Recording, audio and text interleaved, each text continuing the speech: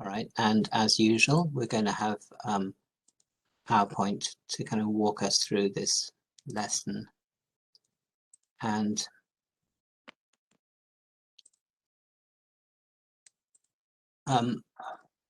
we've got sort of more discussion kind of in the second half of the lesson, but do feel free to just chip in anytime you want as I go through some of this material, okay? I'm calling this the missing message, and this particular lesson, it's the last of the kind of formal lessons in this course. So the very last one, I'm not even going to call it a lesson, it's sort of session 16, will be a kind of plenary. We'll be getting some sort of discussion about the course as a whole, and hopefully looking to you to give me some guidance as to how I might take things forward. But I'll put out some things in the coming week about what we might use that last session for. So lesson 14 was very much about what we might do as individuals in relation to the kind of climate crisis and environmental problems that the world is facing. And this lesson is very much about what we can do as a church, or what the church should be doing, in my humble opinion, and what it actually is doing, and thinking if there is any kind of mismatch. You probably will gather from the title that I think there is an area where something is missing.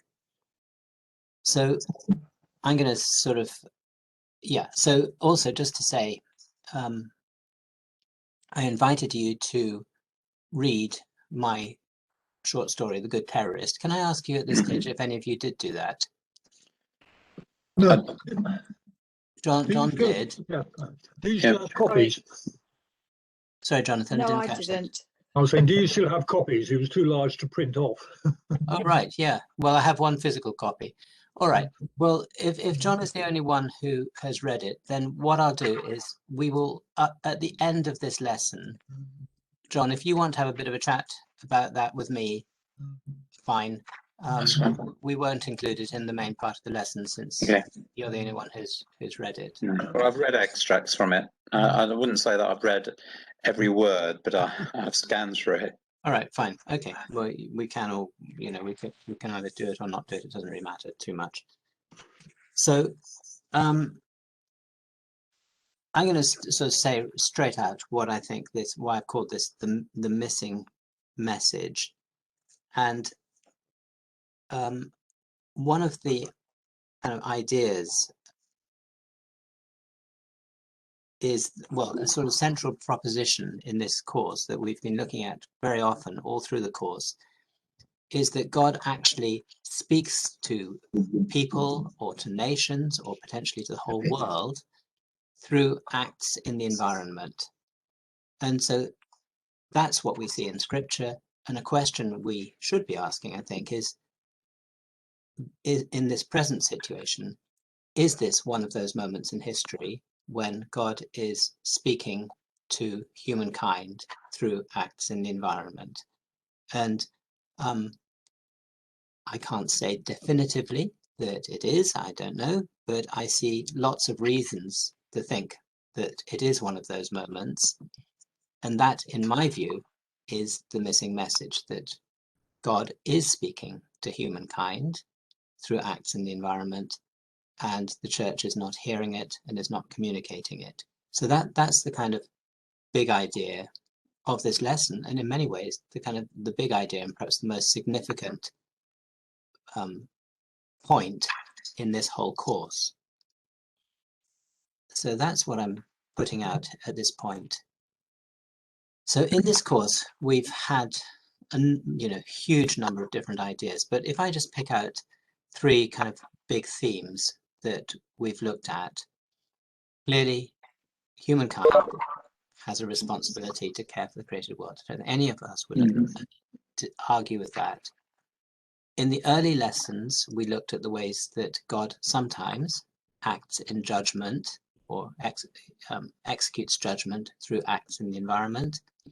And we also looked at the fact that the kind of prophecies relating to end times lead us to expect a lot of environmental damage, degradation in end times. So that those are sort of three big themes that we've touched on, or more than touched on, we've really given a lot of attention to in this course. In the last lesson, I suggested 6 roles which people in general can play in relation to the situation for the created world. And those were the ones that I suggested, and we unpacked them last time. Hopefully you've got a sort of general idea of what I'm talking about in each of those, with each of those words. And the first 5 all relate in one way or another to humans' responsibility to care for the created world. We're realizing the damage that we're doing to it. We need to adapt.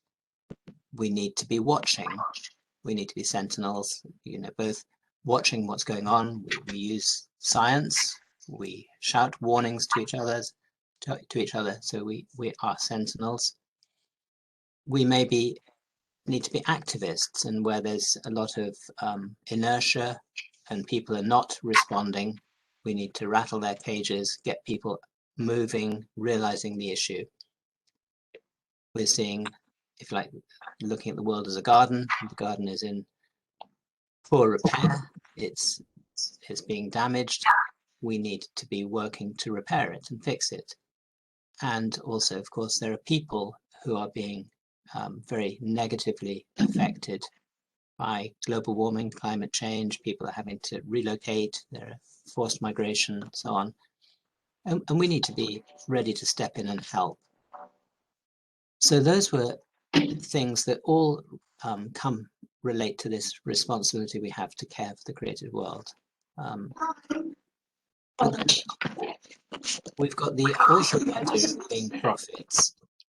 And that means that if we do feel that God is actually speaking to humankind through what's going on, then the church, individuals have a role to play to communicate God's message.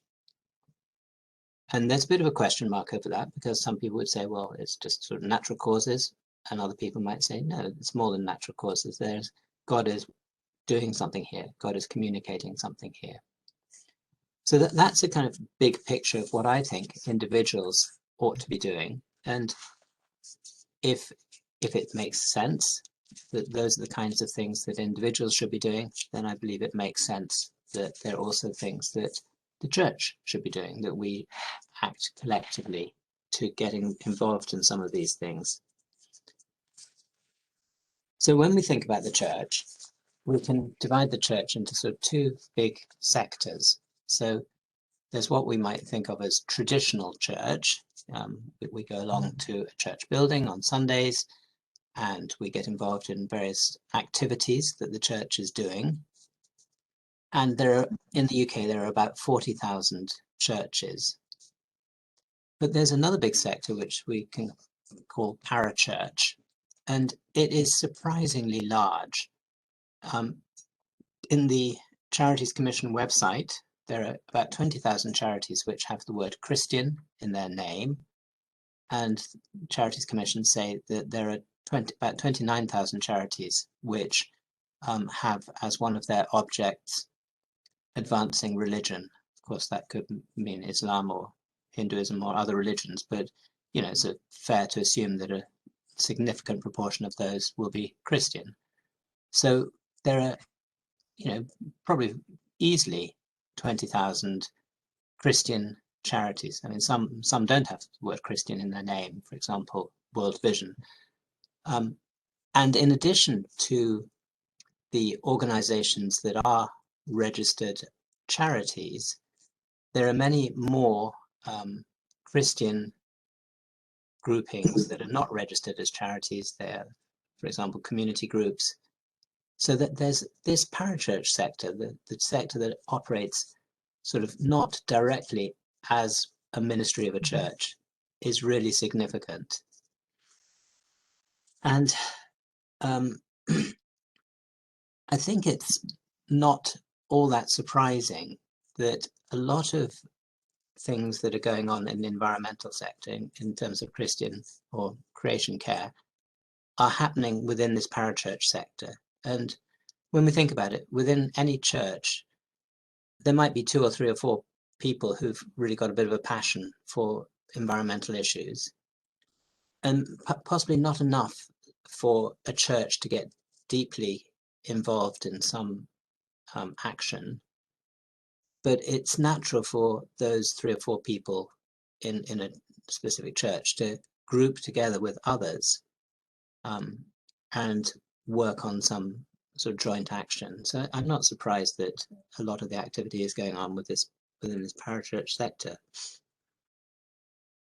And some of these parachurch organizations have a lot of funding. So Christian Aid has a revenue of more than £100 million a year, Tear Fund £85 million, World Vision £60 million. So they're big, well-funded organizations, some of them. And so a significant sector. So we're going to look at what's going on, what the church is doing in relation to creation care and the environment. So I'm going to kick off here with Church of England, which produced something called 5 Marks of Mission. And this is really a kind of core statement of the Church of England in terms of defining what it believes its mission is. And they came up with 4 of these in 1984. You can read what they are. The first one I sort of summarize as evangelism. The second one is really discipleship. The third one is compassion, I call it. The fourth one is justice. And then in 1990, they decided to add a 5th one, which is related to creation care. So I think it's just really a very good thing when a church, a denomination, decides to put creation care right up here at the top of its agenda and to give it that prominence. So the very fact of giving it that prominence is an action in itself, showing the significance that they attach to it. So that's really good. If we go back here, I said, first on my list of things that individuals need to do is to adapt. Churches also need to adapt. In the previous lesson, I said the biggest area where we need to make changes is to reduce our carbon dioxide emissions. For churches, the biggest area where we're going to be doing damage to the environment will be burning fossil fuel to create heat. And the most obvious change to sort that out is to switch to using renewable energy, meaning electricity from a renewable source. And I think that's just it's kind of a no-brainer that churches should be looking at that. But it may be difficult because it will cost money and there may not be the same sort of sense of urgency about how important the environment is. But to me, it seems that would be a logical thing that churches should try to do. And I don't know, perhaps 5 or 6 years ago, the idea of using radiant heat, infrared, or just, radiant heat in some form was very popular. Last lesson I touched on heat pumps for homes. You can also have heat pumps for churches, and there's a bit more interest in that at the moment because there is government subsidy for that. But I haven't got a clue which is the best way to do it, but all I'm convinced of is that if you switch to electricity, it can be renewable, and that will reduce a church's carbon footprint.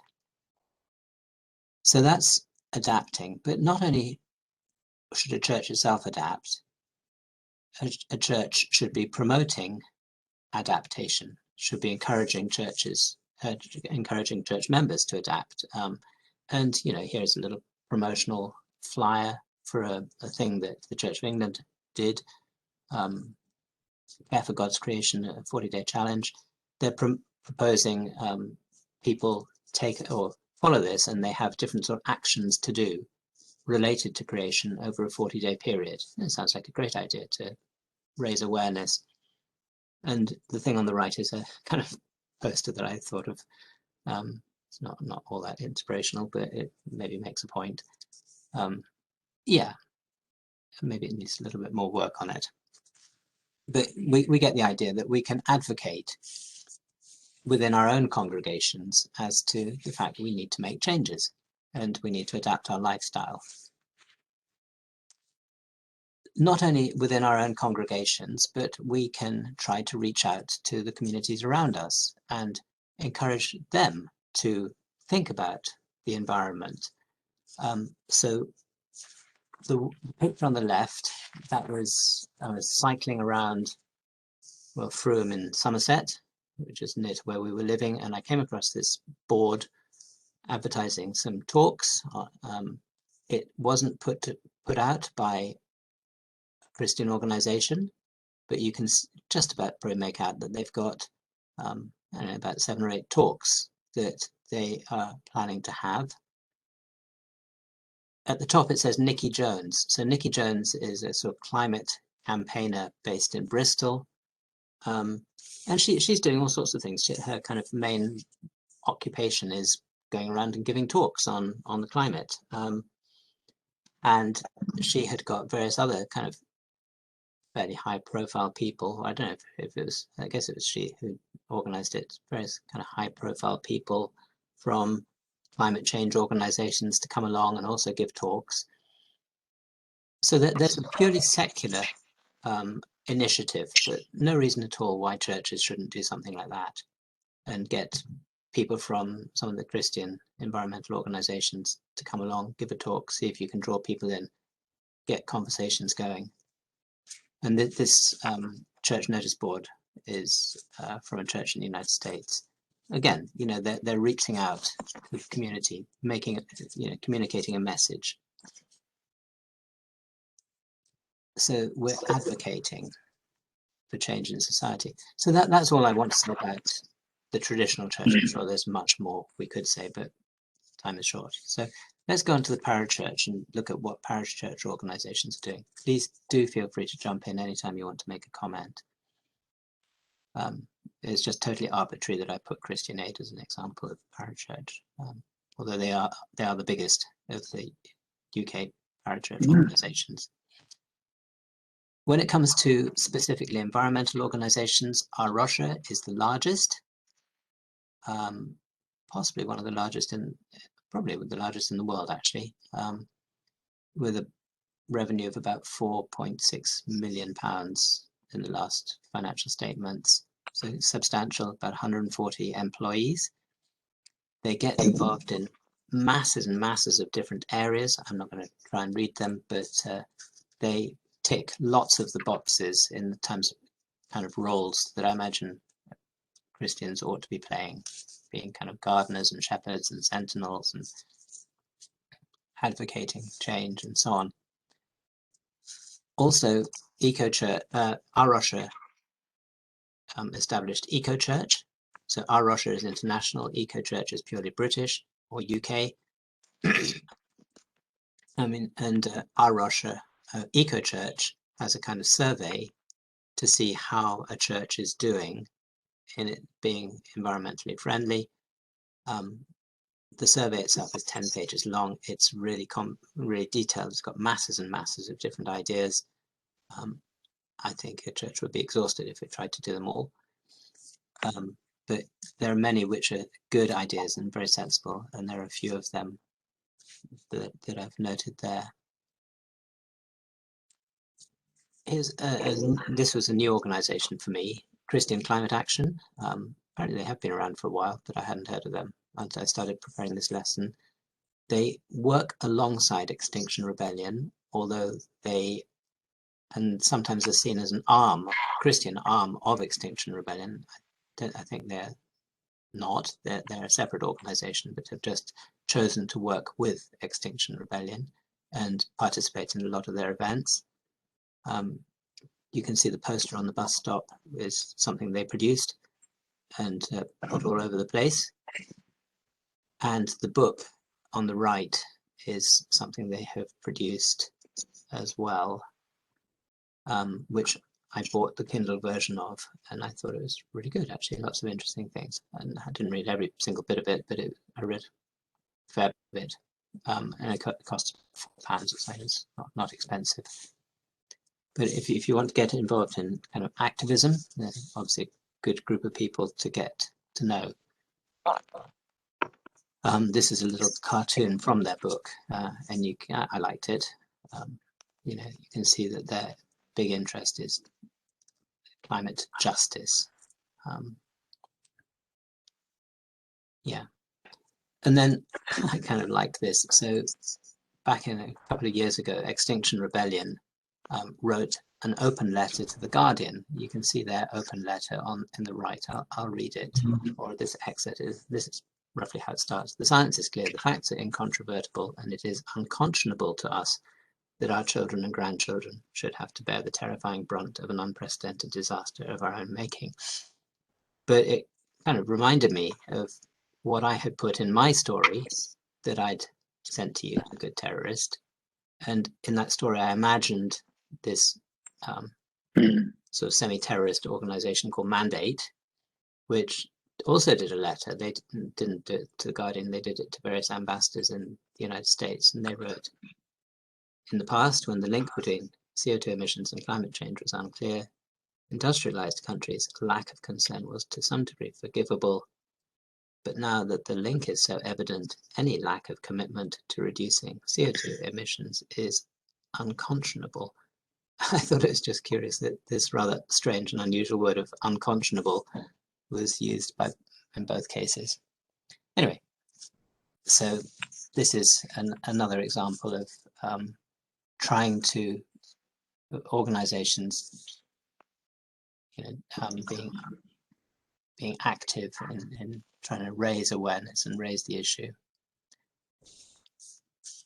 Green Faith, a United States organization, in this case they're campaigning to stop what's called Line 3 from being built. Line 3 is an oil pipeline carrying shale oil from Canada to the United States. Line 3 would replace an existing Line 3, which I think has become no longer very good condition, and they want to stop this one being built. And I don't think they're succeeding. I think it's just a month or so away from being built. But anyway, good thing to campaign for. Care of Creation, another US organization. This is what they said on one of their homepages. The environmental crisis is a scientific problem, an economic problem, a political problem, a security problem, and a moral problem, and a matter of life and death for millions. But at its root, it is a spiritual problem. And they are one of few organizations to make that claim. And then we've got other organizations that are not specifically environmental organizations, but have a very keen interest in the environment. So Send a Cow, Christian Aid, the one that we looked at a couple of sessions ago, World Vision with this guy, Tony Ronaldo, doing farmer-managed natural regeneration in Africa. So they're all effectively working as gardeners and trying to maintain agriculture, maintain cultivation. So that's a very, very quick whiz through of what the church is doing. And to some extent, we can say, you know, in all these roles that the church should be playing, in my view, we can see that the church is playing. And we might say, okay, we'll put a tick in that box. I think when it comes to this last role of being prophets, there's an open question as yet, but we'll look at that. So at first sight, we may say, okay, well, the church is doing what it should be doing, and we get an idea of what we could be doing and how we could fit in. But I want to look a little bit more deeply now. So this is the thing to say, let's dig a bit deeper. So I did an internet search on these sets of words: Christian environmental ministry or religious environmental organizations. and came up with a list of Christian organizations involved in the environment in creation care. And I also found a few organizations from a list put together by churches together in Britain and Ireland. And there were, after I sort of dismissed a few because they'd either closed down or they weren't really Christian or various other reasons, I end up with about 21 that seem to be genuinely actively involved in creation care and Christian organizations. And put them into a spreadsheet, as one does, and put various information about them. And I just want to draw out some observations, what I saw. So this slide shows that a significant number of them were founded in the UK. They may be, in some cases, they're now operating in other countries, but principally they're UK based.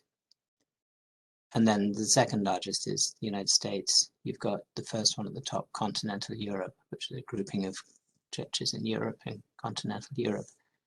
And I thought, well, that's very curious. Why are there so many in the UK? Is it some mistake in the way that I've looked for data or information? And to some extent it could be, because obviously the keywords that I looked for are in English, so it wouldn't particularly pick up German or French or other organizations. But having said that, I think it probably does reflect the reality, and there are various reasons why I think there could be this greater number in the UK.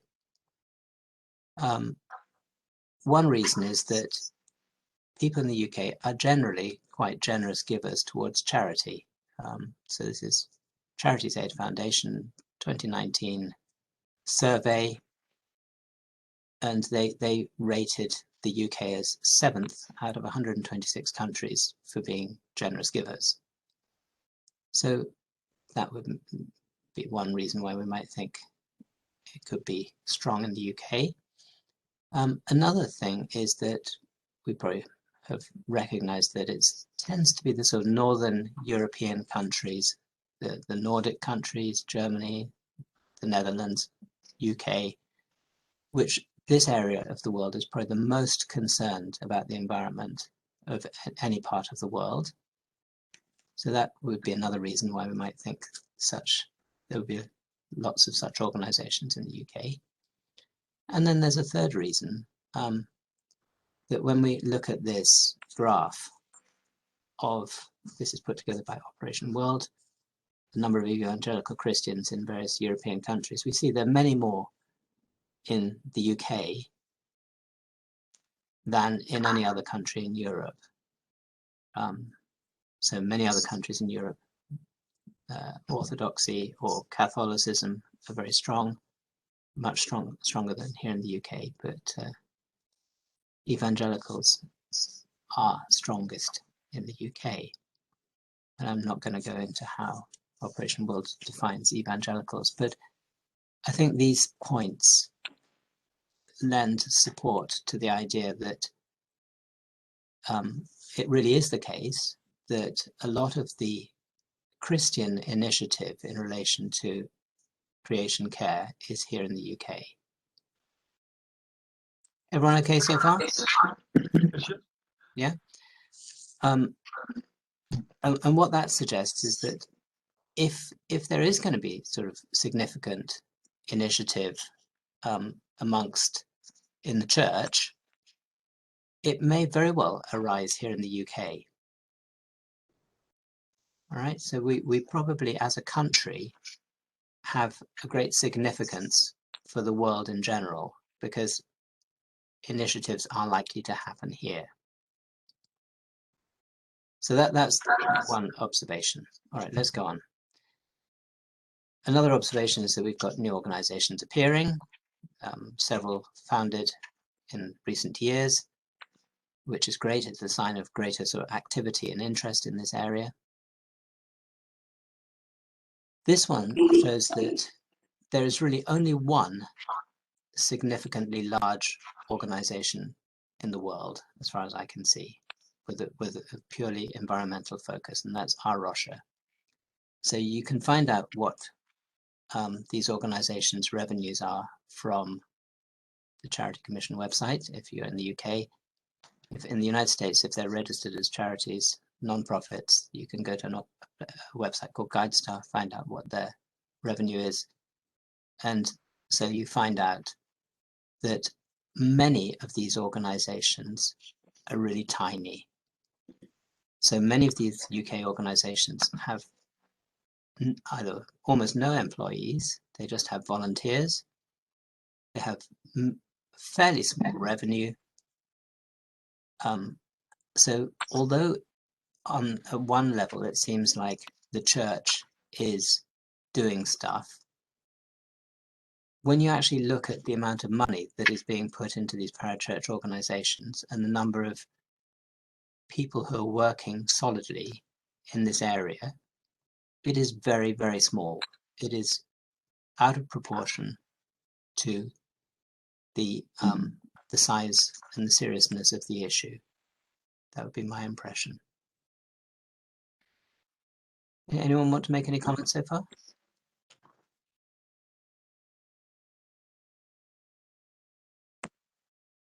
No. Yeah, all good. All follow me. Okay, let's press on.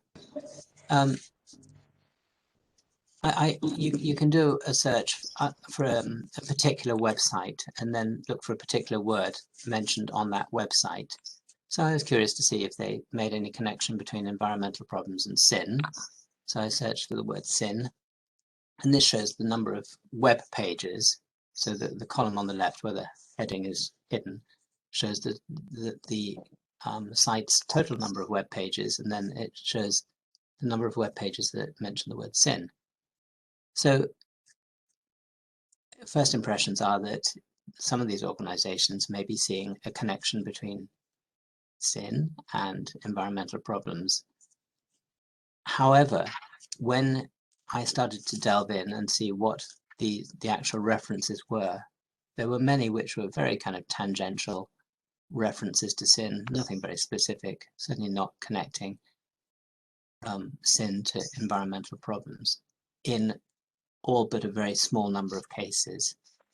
And in those very small number of cases, this is the kind of ways in which sin was mentioned. And some of these parachurch organizations were saying that abuse, neglect, or mismanagement of the environment is sin.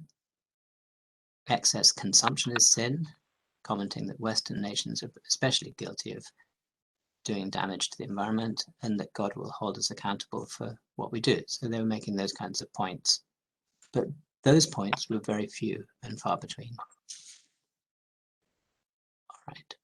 So we'll have a little bit of, I'm sorry, I've been talking rather a lot, but we'll have a little bit more of discussion.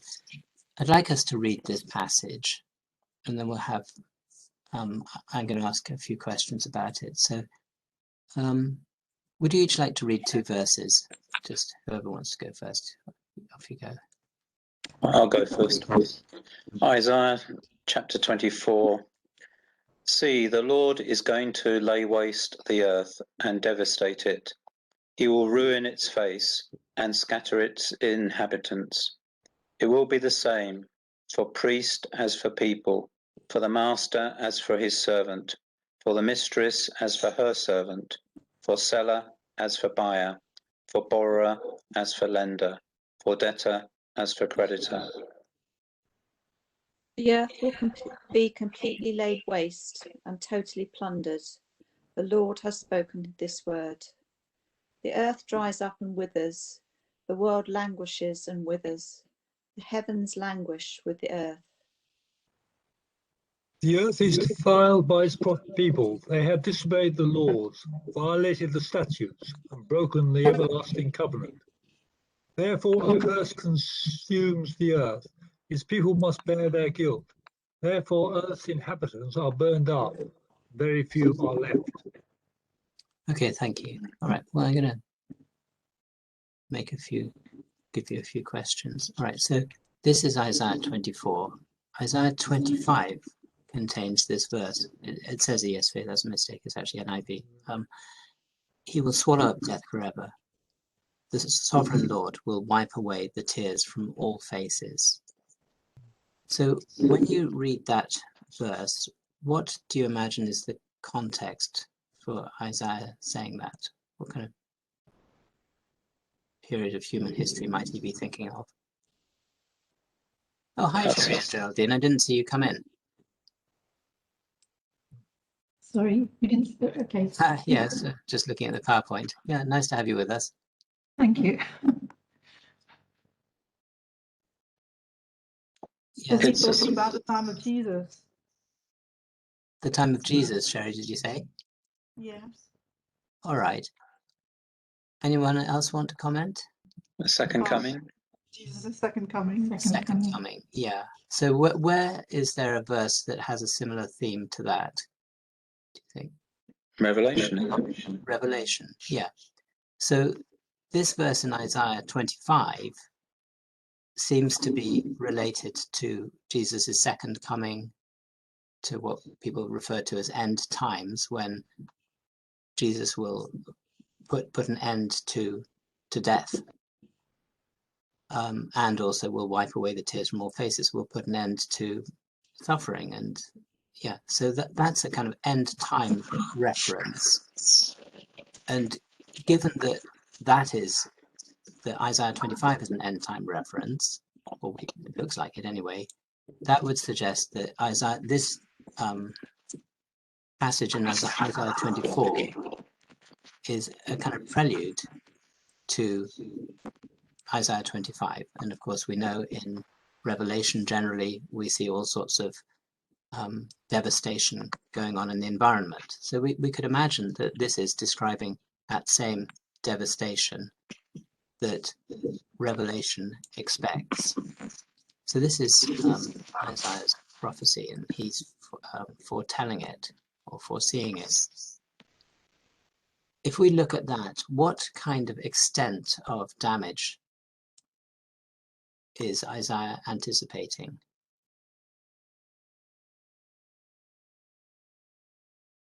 Well, it's quite considerable, isn't it? Yeah. Yeah, it's a strong word. Lay waste, devastate. Yeah. Who is doing the damage? Well, God is. God is. Yeah, exactly. All right, and then looking at verse 5, I accept that the word defiled can have different meanings. It could be physically defiled or it could be spiritually defiled, but who is doing it? People. People. Yeah. So it's in one sense it's the Lord is laying waste the earth, verse 1, but the people are defiling it in verse 5. There's two kind of methods of agency. It can either be God or it can be, well, not either or. It is both. It is both something that people are doing to the earth and God is doing to the earth, which I think is important to understand, because we often think that any damage to the earth is being done only by the people of the earth. And we tend to say, okay, well, we can see that the people are doing damage, therefore that accounts for it. And we don't look further to say, well, maybe at a deeper level, this is actually God's doing. All right. Just any comments on the first sentence in that verse 3? It does seem a bit contradictory, doesn't it? That God is going to completely lay waste the earth, and yet verse 5 is saying that the earth is defiled by its people. Okay. I think the two things go hand in hand, but that in one sense the earth is being defiled by its people, but that is also in some way God's permissive will, or perhaps God is also behind it. Yeah. Mm. Anyway, any thoughts on verse 3? Can I put a comment there that the Noah's Ark, etc., was a similar early event, wasn't it, where he totally decimated the earth by covering it with water until saved Noah and his family and animals. Yeah, I mean that would have been purely God as the agent of the destruction. That, I mean, in the time of the flood, there was no human agency at all. And also reading when the Israelites went back into Jordan, in fact, they were told to plunder and overthrow and totally decimate the inhabitants in the various areas, in fact. Yes, but So we're not talking about plundering a people here. We're talking about the earth being plundered. Yeah. But from the Christian's point of view, living in Jordan, in fact, surely their world was totally devastated, and they were as well. Yes, all right. So there have been times like that in human history. Completely get it. So I think we can say that there have been cycles and patterns of judgment all through human history, which culminate in the kind of greatest episode of judgment and destruction that will ever take place before Jesus' second coming. And that's what I expect, what I think is being described here. Well, I'll just tell you what sort of strikes me from verse 3. You know, this idea that the earth will be completely laid waste and totally plundered. So a lot of people would say that humankind is plundering the earth's natural resources, for example, in the way that people are, you know, cutting down forests or removing kind of mineral wealth and so on, which are taking the world's material wealth for economic benefit. So to me, it seems to be describing the kind of modern world quite well, this word plundered. And we've got the heavens languish with the earth. What would Isaiah be understanding by the heavens, do you suppose?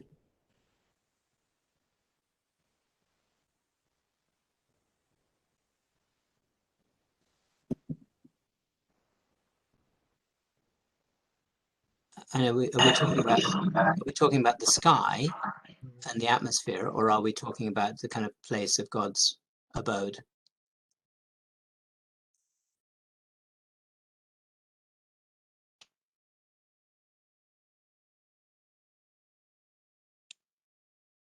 It depends on what we're seeing languish as being. If that's a heaviness of heart and an agony, that's a person, that's people maybe. So in the heavenly being, in the heavenly realm, in the spiritual world, God is languishing, but at the same time it could mean similar to devastation, coming to ruin, in which case it's more of a physical thing. So it could be either or both. Right. How about that for an answer? Yes, right. You're hedging your bets. Yes. Any other thoughts?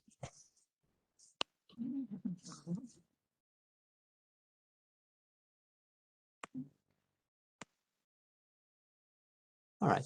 Well, I mean, I think that in the Old Testament, very, very frequently when it refers to the heavens, it means the sky, the sort of sphere of, you know, above the earth. You know, God created the heavens and the earth, and you know, the physical, the material, solid world plus the sky. So if we accept that as being kind of the sky, well, we've been talking constantly through this course about the, you know, the carbon dioxide going into the atmosphere, and therefore the atmosphere being damaged by pollutants, and therefore it would be a fair description to say that the heavens languish. Although the ESV has a very different translation from that for that verse, which wouldn't give it that meaning at all. But would if it was talking about heaven itself, wouldn't that just be singular, not plural? Yeah, well, I think that's an argument as well, Geraldine, which would sort of lean me towards saying, well, it probably does mean the sky. Mm. Yeah. All right, and then we'll come on to the final point here. And this is really the most important point from my point of view in looking at this passage. What is the cause for all this devastation, the root cause? A broken covenant. Thank you. Which would mean what? Man falling away from God, turning his back on God. Thank you. All right. So that's just a fundamental kind of understanding from this passage that this devastation, laying waste, languishing, drying up, withers, etc., etc., the root cause is given here in the sort of second part of verse 5. They have disobeyed the laws, violated the statutes, and broken the everlasting covenant. So humankind's relationship with God is bust. And that is why we have these that in this moment in time that Isaiah foresees, that is the cause for the environmental problems. Okay? Yes. So it is not simply, if we go back here, so these in parent church organizations, they might refer to saying that abuse, neglect, or mismanagement of the environment is sin. Well, yeah, okay. Excess consumption is sin. Okay to that too, not disputing it. But the deeper cause in this moment in time that Isaiah is foreseeing is not simply isolated or specific sins against the environment. It is the deep issue of humankind's broken relationship with God. You all right with that? Mm-hmm. Yeah. So I don't know what period of time Isaiah is anticipating, but it's at some point in human history.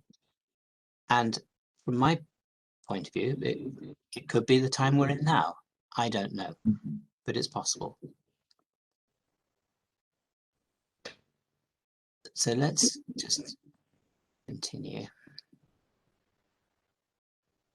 So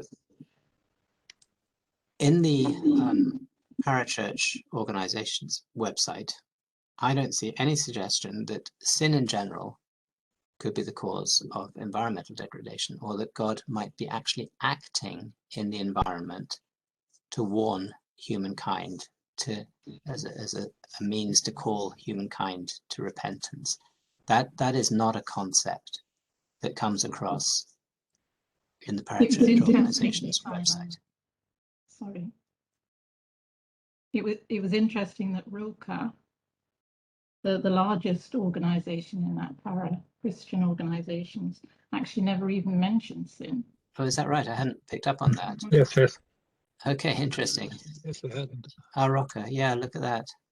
Mm. Mm-hmm. Wow, isn't that interesting? 1,100 web pages, not one reference to sin. And not one reference to sin. Yeah.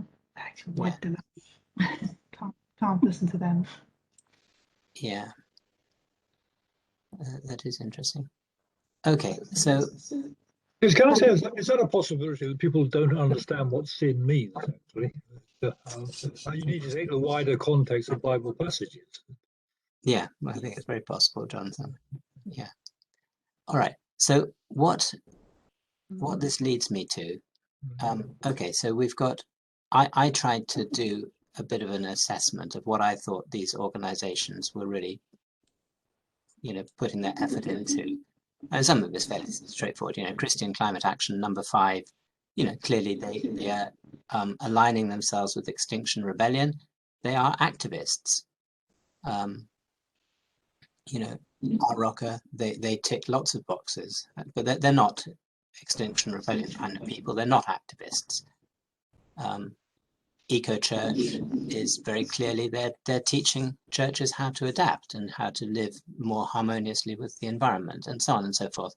So I went through and it's not a perfect assessment, but it's something. But what I picked up is that although we're covering lots of areas of Christian ministry, this whole area of a kind of prophetic response to what is happening is just absent, entirely absent, almost entirely absent, not quite entirely, but close to it.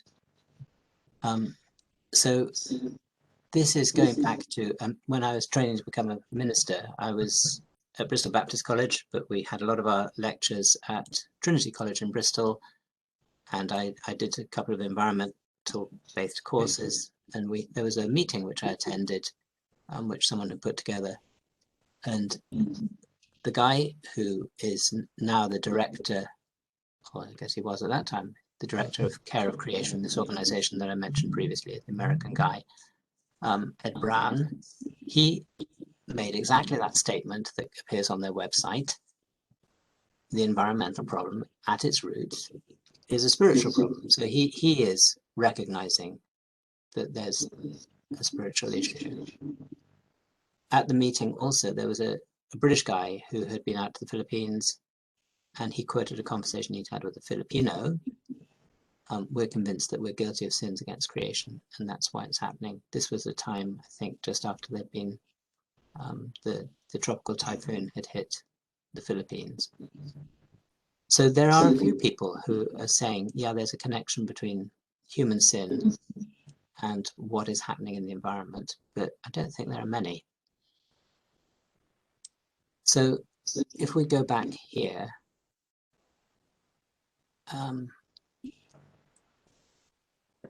in my view, there is a missing message.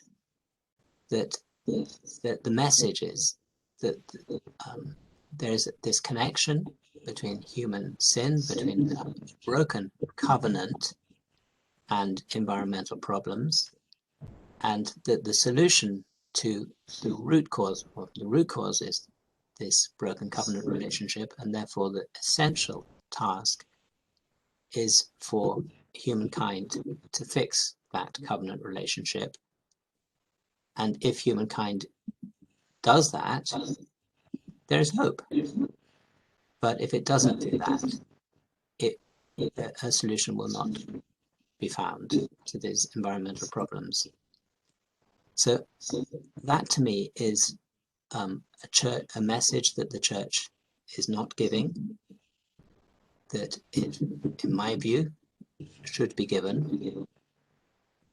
And in many ways, that is the most important point in this entire creation care course, Christian creation course, that we are not considering this message from God, that these environmental problems that the world is facing really challenge us to consider relationship with God.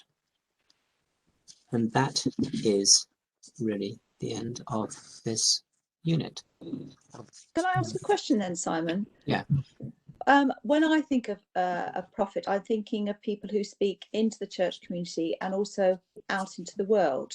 Yes. Slightly changing how they do that so that the words are palatable.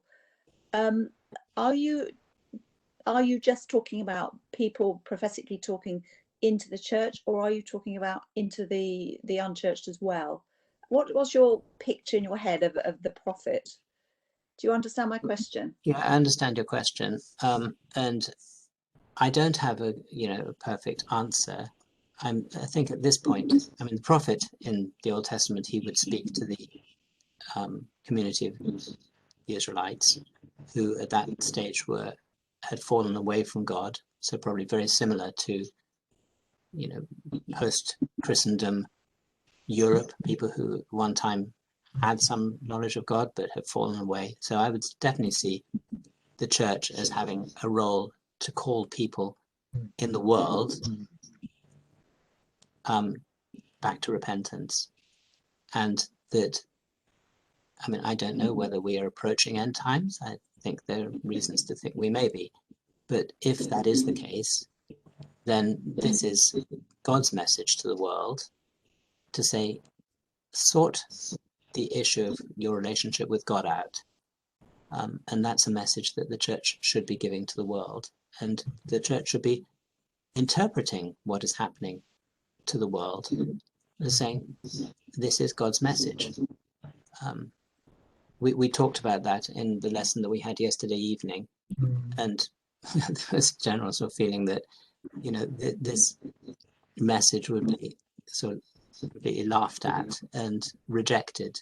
But nonetheless, I think that is a message that the church needs to have the courage to give.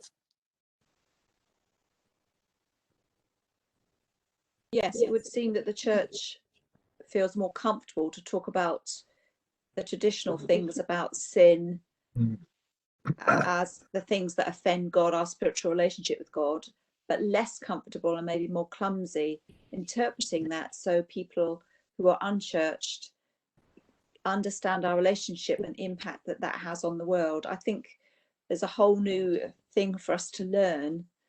We've got to come out of something very traditional and in some ways not what people want to hear necessarily. I'm saying that in a bit of a clumsy way, but yeah, I think the church, it needs to be very brave and to stick its neck out. And I think by doing that, people will sit up a bit because we have relevance to the things that they're looking to solutions for, but trying to find them in the wrong places, just like that thing at the bottom there says. I think our message is there's hope, but exactly what it says there, not where people are seeking it, but in what God says. And somehow we've got to make that, communicate that in a way that is clear and accessible. And I think we're just too clumsy for that at the minute. That's a general sweep, but that's my feeling. Right. Well, I agree with you. I mean, I think it's a discussion that I do not see happening at the moment. And I think we all need each other's help to figure out how we can communicate that message. But I do strongly feel that there is a message there that we're not grasping and we're not communicating. Jonathan, you look like... Yes, I was just going to say that in 6 days' time, churches together in Boston, which Simon and I are members of, are about to sign a fresh covenant committing us to work together, both within the churches, but also very much, I think, in outreach. I actually put this up as being revised, so I read through the Bible last year and found that the covenant with God was a consistent message coming throughout the Old Testament and the New Testament. But I think that is a starting point, that the 9 churches together are sort of talking to each other, and there we are in a position to reach out more. In fact, I think really pick up on Simon's course over the last 6 months or more and say, well, what can the church say to the people in our area? What can they do to reach out? And surely, for the sake of Jesus' commandment, look after your neighbours, is surely what it is all about. And indeed, the COVID pandemic has very much done that. In fact, it has got people looking after their neighbours much more, and therefore something which we in the churches can build on. But, I think we are talking to each other. In fact, I think that Simon's endorsed what has been going on over the last a few months here, in fact, that people are finally recognising, and indeed I think the G7 summary has moved a bit further forward on that, the line of let's stop talking about it and actually act about things, let's do things. And I think last week there was a commitment by the leaders of the Western world to actually do more, so that there is some hope there. I think that we are finally waking up and beginning to talk about what do we do with the environment.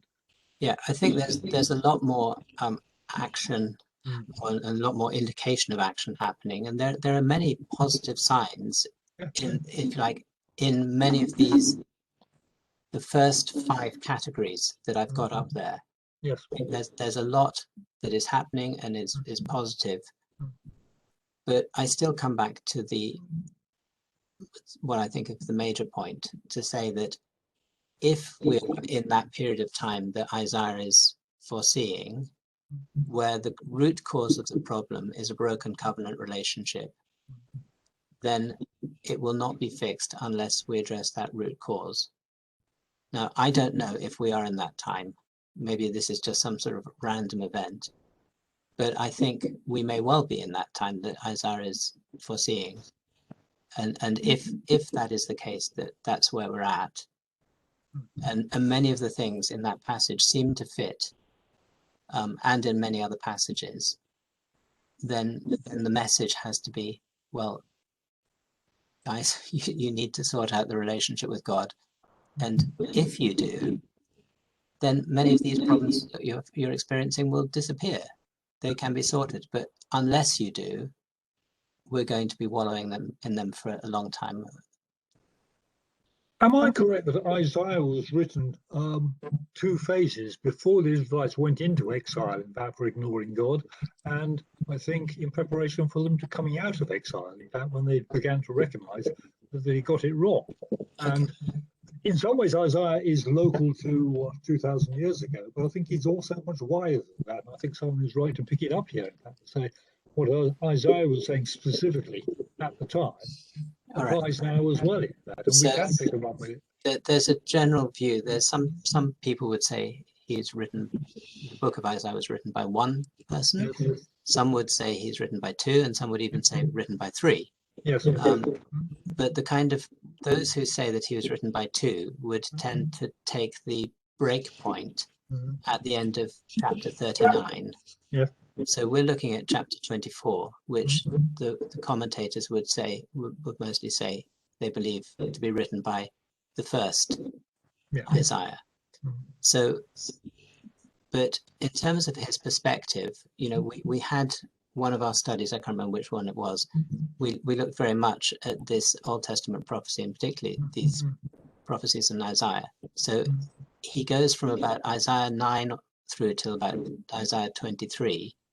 There's a series of what he calls oracles against the nations. And then you get to 24, and it seems to be this generalized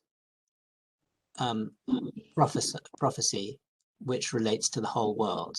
So that's how I see it, that he has these, a number of against Tyre and Sidon and Egypt and, all these different nations around them, Assyria.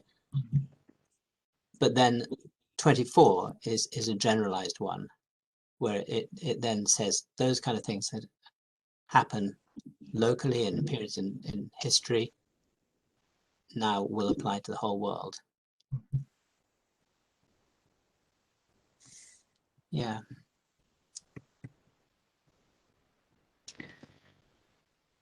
I think sorry, Jonathan.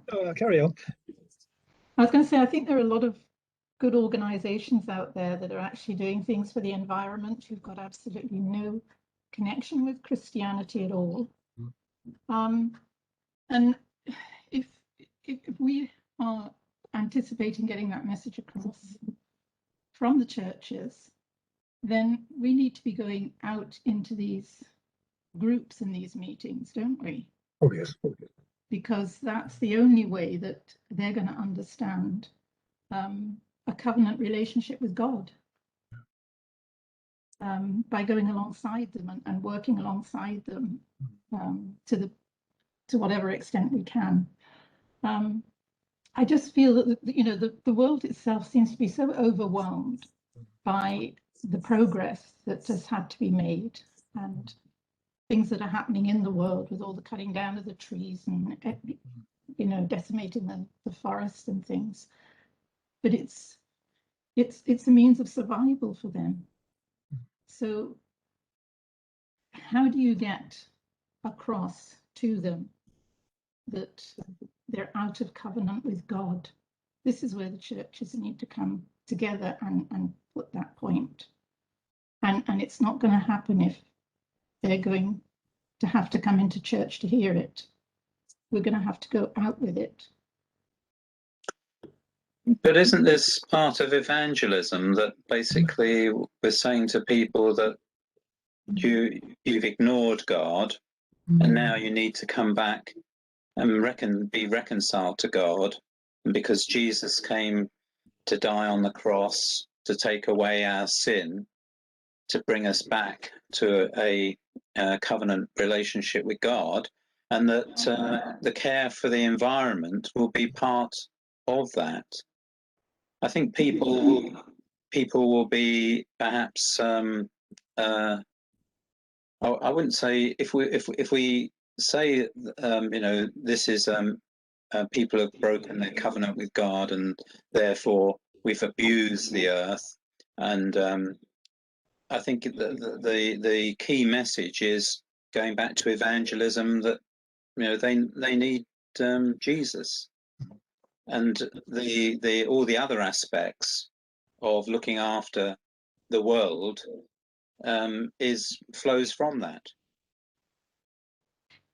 Yeah, I agree with that. But I'm just thinking of when Jesus himself went out to explain to people, he met them where they were in whatever it was they were doing and drew them out of that to himself. Unless we can get alongside people, we're never going to get them to understand our message.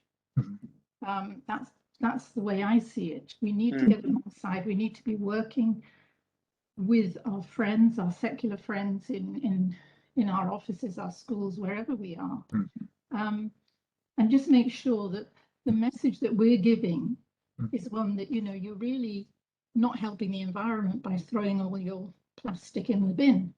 Do it this way, because eventually that will impact, and you can have that conversation on at whatever level they need it to be, and turn it around, because this is what Jesus' ministry was about, wasn't it? He turned people's conversations around until they could see, and then I'm not going to say didn't have an answer, but didn't have a comeback, because after thinking about it, it was the right way.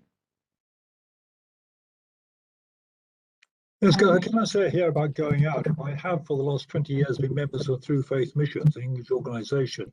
And for 7 years I went on 9-day missions based at a series of churches in one area. As I speak, they're about to start Walk the Way for 8 weeks, starting in the west of the country and walking across to the east of the country, passing through numerous communities, in fact, bringing the word of the Lord outside, in fact. So there are people actually getting out and about into the community. The other thing I was going to add, though, in fact, is that of the population of the world of 7.5 billion, 2.2 billion Christians and 2 billion Muslims, in fact. So we need to be speaking loud and clear to our own people, in fact. But yes, I very much think we've got to get out from the churches, say, into the community and spread this word. Can I suggest that, it's 12 here in the UK. I don't know what time it is in Dubai. We've got one more session. I'm not calling it a lesson. So I was saying that we're going to have a plenary in 2 weeks' time. I think that will be a good opportunity for us to have more of a conversation about these things. So my suggestion is that we press the pause button now. I'm in the next, hopefully by a week from now, I'm going to send out some things perhaps to just be conversation starters to areas that we might talk around, and yeah, we can have a chat about that. Also, I would very much like to get any suggestions that you have for me in relation to this course. I'm hoping that you might encourage me to say, yeah, it's not a bad course, Simon, press on. But you may have some concrete suggestions to say, the content is roughly right, or could be a bit less than this, a bit more of that, or just imagine that I was your employee and you were the boss, and I've come up with this so far. What would you be saying to me to say, okay, this is how I suggest you take it on? Yeah, put yourself in that role. So as I say, we'll come back to it in 2 weeks' time and think about, what practically we could, where we could go from here. Okay. All right. Yeah. Thank you, Simon, very much. Yes. All right. Amanda, would you feel comfortable to say a short prayer to close our time? Sure. Okay. Father, we thank you for this time where we can consider these things. And we ask that you begin to stir us up in the right way to action. Father, to think about our responsibilities in a practical way. Father, I pray that you continue to bless what Simon's doing here, and for each of us who've been here this morning, Lord, that you'd help us on our way now as we settle down and chew over these things. Thank you, Lord God. Amen. Amen. Well, thank you, Amanda. And we will see you in 2 weeks' time. Simon, Go on, John.